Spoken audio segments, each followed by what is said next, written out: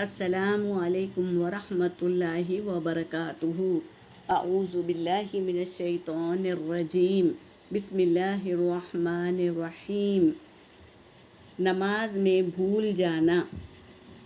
حدیث پاک کا مفہوم ہے، رسول صلی اللہ علیہ وسلم نے نماز پڑھائی، آپ نے کچھ زیادہ یا کچھ کم کر دیا تو آپ صلی اللہ علیہ وسلم سے عرض کیا گیا، اللہ کے رسول، کیا نماز میں کچھ زیادتی کر دی گئی ہے؟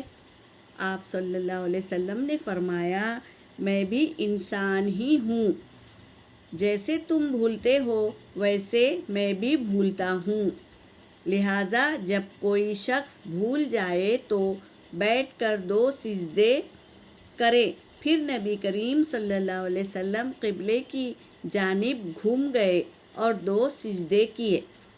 وضاحت اس حدیث سے یہ بھی معلوم ہوتا ہے کہ حضرت محمد صلی اللہ علیہ وسلم بشر تھے، نور نہیں تھے، یعنی فرشتے نہیں تھے، فرشتے نور سے بنے ہیں، تو آپ صلی اللہ علیہ وسلم بشر تھے، نور نہیں تھے۔ وآخر الدعوانا ان الحمد للہ رب العالمین۔